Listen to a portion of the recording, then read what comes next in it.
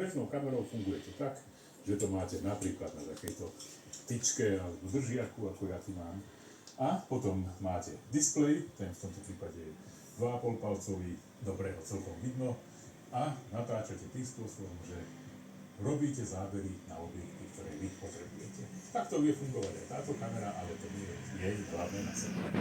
Jej hlavné nasadenie je, že kameru máte v statickej podobe, takto, alebo celkom hore zdvihnutú, ako som to ja mával. Za to rozmer tejto selfie je naozaj obrovský, pretože to dáva potom význam a dáva takú správnu šťavu takémuto natáčaniu.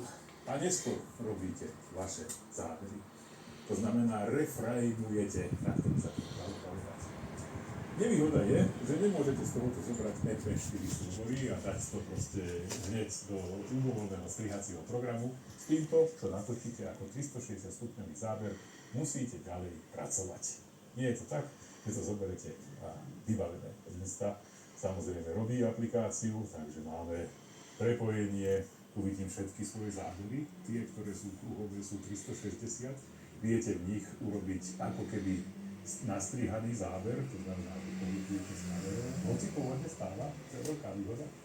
A viete urobiť aj zoomovanie, jednoducho viete si to pripraviť. Jednak v mobilnej aplikácii, čo má význam napríklad pre sociálne siete, alebo potom napríklad vtedy, keď si spravíte takúto strihaciu operáciu na svojom desktope. Tam existuje aplikácia priamo od Insta a tam si urobíte tie jednotlivé zábery, ktoré potrebujete a tie potom exportujete ako MP4 a dáte do svojho pôvodného zamýšľaného videa. Takto aspoň ja fungujem.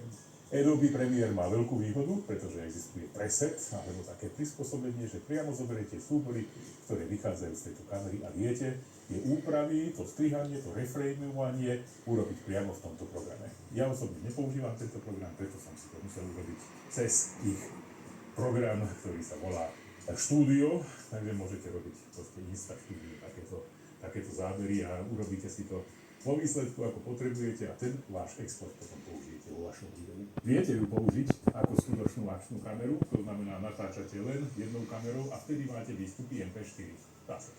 Ale zbytočne používate potenciál tejto kamery s tým, že to by ste mohli natočiť aj nejakou inou, možno že o niečo lacnejšou a menšou kamerou, ale ako chcete, to viete urobiť. Táto kamera umožňuje prepojenie z Bluetooth prepojením s bezdrôtovým mikrofónom. Takže viete aj preniesť zvuk na veľkú diaľku bezdrôtovo, čo sa celkom dá.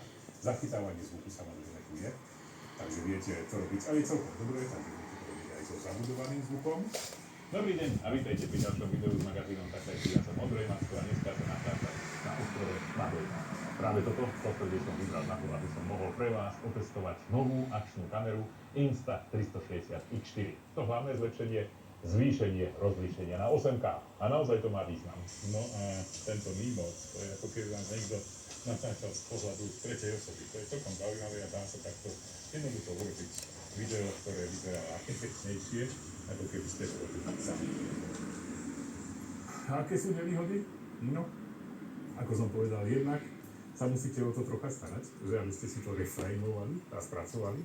A za ďalšie, ako vidíte, tie kamery sú urobené tak, že keď niekde túto kameru položíte, tak je celkom jasné, že to položíte na tie šošovky, ktoré potom môžete...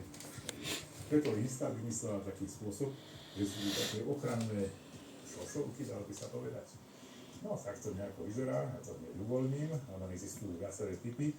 Ja len tie základné a treba povedať, že už sa mi to stalo, že je to také, no, už je to také